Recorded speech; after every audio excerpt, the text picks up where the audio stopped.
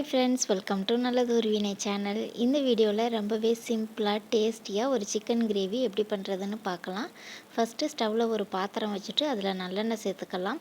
எண்ணெய் சூடானதும் பட்டை, கிராம்பு, ஏலக்காய், பிரிஞ்சி இலை, கொஞ்சமாக கல்பாசி சேர்த்து நல்லா பொரிஞ்சதுக்கு அப்புறமா 1 கப் அளவுக்கு சின்ன வெங்காயத்தை கட் பண்ணி வச்சுருக்கேன். ஸோ அதையும் சேர்த்து நல்லா வதக்கி விட்டுக்கலாம்.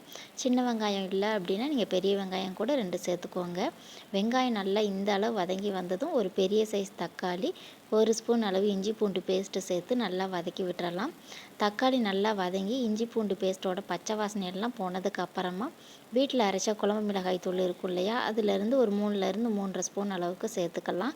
இது கூடவே கொஞ்சமாக கரம் மசாலா, மஞ்சள் தூளும் சேர்த்துக்கலாம். உங்ககிட்ட குழம்பு மிளகாய் தூள் இல்லை அப்படின்னா காரத்துக்கு தக்கன மிளகாய் தூள், அதில் 2 மடங்கு மல்லித்தூள், கொஞ்சமாக மஞ்சள் தூள், அப்புறமா ஜீரகத்தூள் இதெல்லாம் சேர்த்து அடுப்பு லோ ஃப்ளேம்லேயே வச்சு மசாலாவோட பச்சை வாசனை எல்லாம் போனதுக்கு அப்புறமா 1 கிலோ அளவில் சிக்கனை நல்லா க்ளீன் பண்ணி வாஷ் பண்ணி வச்சுருக்கேன். அதை பாத்திரத்தில் சேர்த்துட்டு அது கூடவே சிக்கனுக்கு தேவையான அளவு உப்பும் சேர்த்து நல்லா கலந்து விட்டுட்டு அடுப்பை சிம்லேயே வச்சு மூடி போட்டு வச்சிடலாம்.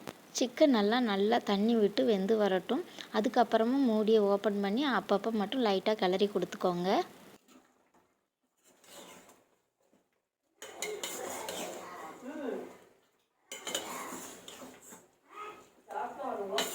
கறி நல்லா பாதி அளவு வெந்து வந்ததுக்கு அப்புறமா கிரேவிக்கு தேவையான அளவு தண்ணி சேர்த்து ஒரு தடவை நல்லா மிக்ஸ் பண்ணிவிட்டு உப்பு காரம் எல்லாம் செக் பண்ணிவிட்டு தேவைன்னா கொஞ்சமாக சேர்த்து பாத்திரத்தை ஒரு மூடி போட்டு மூடி அடுப்பை மீடியம் ஃப்ளேம்லேயே வச்சு நல்லா வேக விட்டுறலாம்.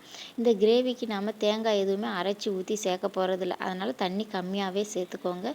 ஸோ சிக்கனுமே நல்லா எண்ணெய் பிரிஞ்சு வெந்து வந்துருச்சு. இப்போ இது ஒரு தடவை நல்லா மிக்ஸ் பண்ணிவிட்டு அடுப்பை சிம்லேயே ஒரு 2-3 நிமிஷத்துக்கு வச்சிடலாம். சிக்கனுமே நல்லா பூ மாதிரி வெந்து எண்ணெய் பிரிஞ்சு வந்ததுக்கு அப்புறமா இதில் 2-3 கொத்து கருவேப்பிலை இலைகள், குட்டி குட்டியாக கட் பண்ணி வச்சுருக்கிற மல்லி இலை, அப்புறமா குட்டி குட்டியாக கட் பண்ணி வச்சுருக்கிற புதினா இலை எல்லாத்தையுமே நல்லா சேர்த்து இது கூடவே ஒரு பச்சை மிளகாவை கீறிட்டு சேர்த்துருக்கேன். ஸோ நல்லா மிக்ஸ் பண்ணிவிட்டு ஸ்டவ் ஆஃப் பண்ணிட்டோம் அப்படின்னா நல்லா ஃப்ளேவராக ஒரு சிக்கன் கிரேவி சட்டுன்னு ரெடி ஆயிரும். இதே மாதிரி நீங்கள் ஒரு தடவை ட்ரை பண்ணி பாருங்கள். இது சாதம், சப்பாத்தி எல்லாத்துக்குமே சூப்பராக இருக்கும். கிரேவி செஞ்சதுமே சாப்பிடாம ஒரு 10லேருந்து 20 நிமிஷம் போல் அப்படியே மூடி போட்டு வச்சுட்டு அதுக்கப்புறம் நம்ம ஓப்பன் பண்ணி சாப்பிட்டா அந்த புதினா, மல்லி இலையோட ஃப்ளேவரே சூப்பராக இருக்கும். ஸோ இது மாதிரி ட்ரை பண்ணி பார்த்துட்டு எப்படி வந்ததுன்னு கமெண்ட் பண்ணுங்கள். மறக்காமல் நம்ம சேனலுக்கு சப்ஸ்கிரைப் பண்ணி தொடர்ந்து சப்போர்ட் பண்ணுங்கள். தேங்க்யூ.